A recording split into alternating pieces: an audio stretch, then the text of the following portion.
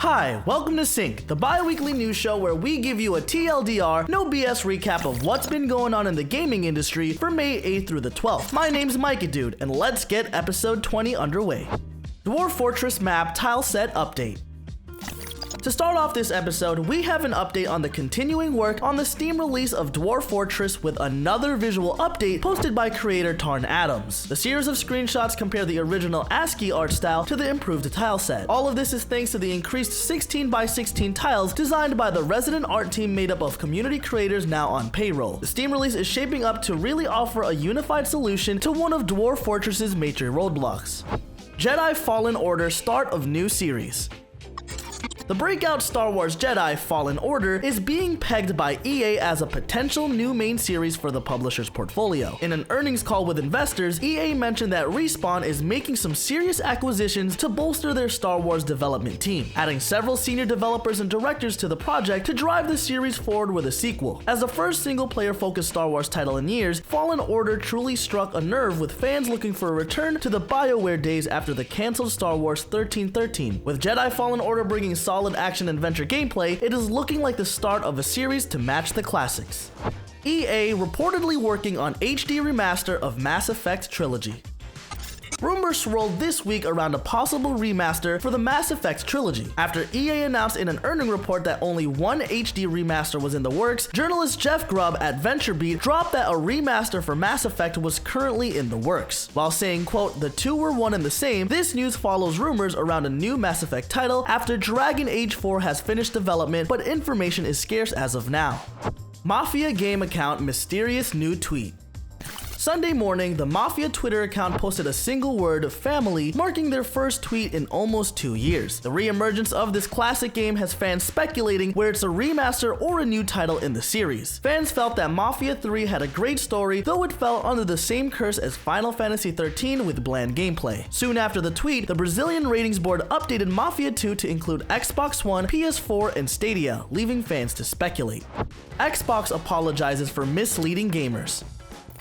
Xbox's Aaron Greenberg took to Twitter to express Microsoft's apologies for their mismarketing of the recent Inside Xbox event. The company stated gameplay would be a big part of the event, and it seemingly wasn't, with most trailers apparently pre-rendered. Greenberg states the team will take in all feedback and includes that if they hadn't marketed how they had, gamers wouldn't be mad. Classic corporate dancing around the point, they promised gameplay, it wasn't there, but we appreciate the apology nonetheless.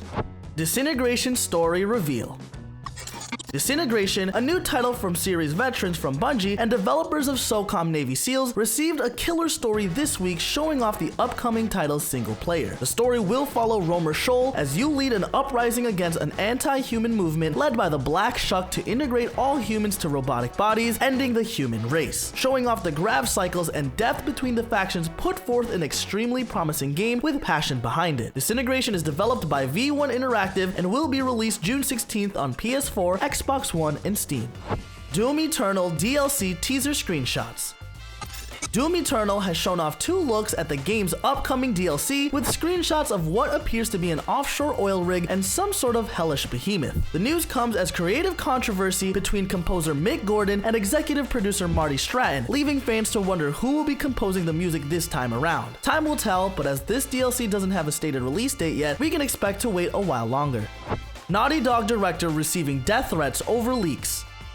Neil Druckmann, director over at Naughty Dog, has been receiving death threats since The Last of Us Part 2 leaked online by a malicious third party. This disgusting behavior has led to Druckmann making jokes about it on Twitter with developer Cory Balrog about receiving early copies of Ghost of Tsushima, citing, "Cory, you haven't hit the necessary death threat quota, maybe next year."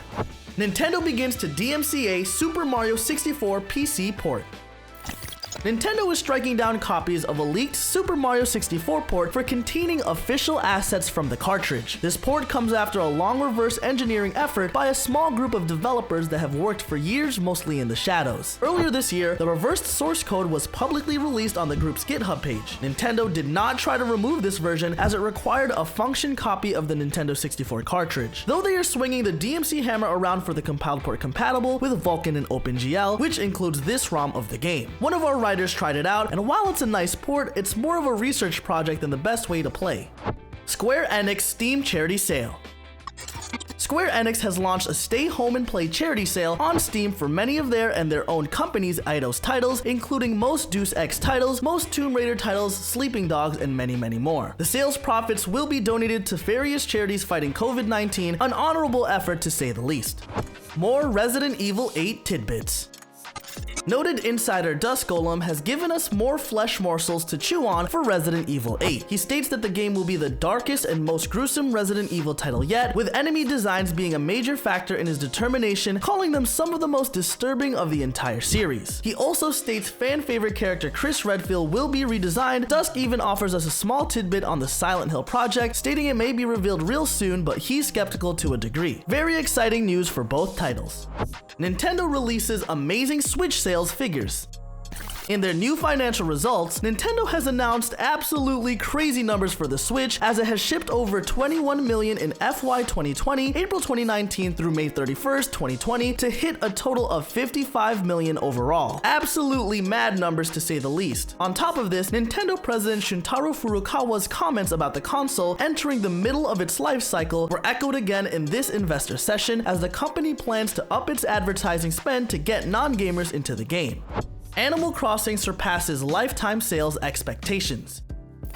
In the same earnings report from Nintendo mentioned that Animal Crossing's New Horizons is already the best-selling game in the series, selling roughly 11.5 million copies in the first 11 days, topping out at 13,041,000. They reiterated that the title, initially popular with people in their 20s and 30s, slowly started branching out to all age groups, causing the sales to surpass internal estimates for the title's lifetime sales. The title sold half of its copies digitally, with only Mario Kart 8 overtaking it for digital sales. This news for Animal Crossing as a whole shows why the series directors has promised content for several years, and that Nintendo is seeking to transition the long-standing title to a mainline series.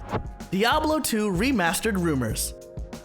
Rumors of a Diablo 2 Remastered have begun cropping up again. The rumor, from a French outlet, claims Vicarious Visions, the studio behind the legendary excellent PC port of Destiny 2, is behind the remaster, and that it will be announced somewhat soon. GameStop also leaked a D2 Tyrell action figure, which is strange for it to be named after Diablo 2, and the game itself received an emergency update recently. Coincidence? We think not. Fortnite surpasses 350 million registered players.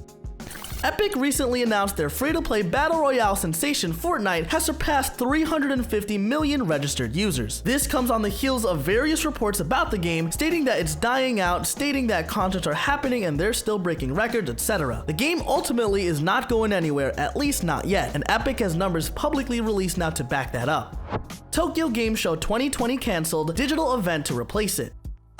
The Tokyo Game Show, planned for September 24th to the 27th this year, has been cancelled in its physical incarnation due to logistical and safety challenges posed by COVID-19. A digital event of some kind will take its place, and show organizers will keep us all posted on the outcome of their new plans. Very sad to hear for those who are working to put this event on for the fans and the media, and many others like it, such as E3. Bungie confirms Destiny 2 for next gen.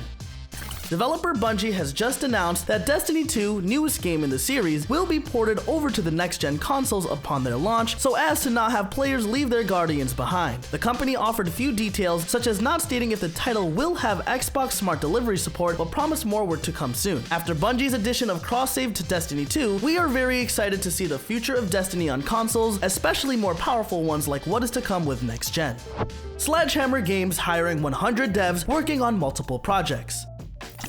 Sledgehammer Games is moving out of the Call of Duty mines and focusing on multiple unnamed projects in a new interview with Chief Operating Officer Andy Wilson released this week. The development house, who has focused primarily on supporting Infinity Ward in the creation of new Call of Duty titles, announced the opening of 100 positions within the studio. As their work shifts to multiple projects, it begs the question, what projects are in the pipeline now that Sledgehammer has a bit more freedom and work bandwidth?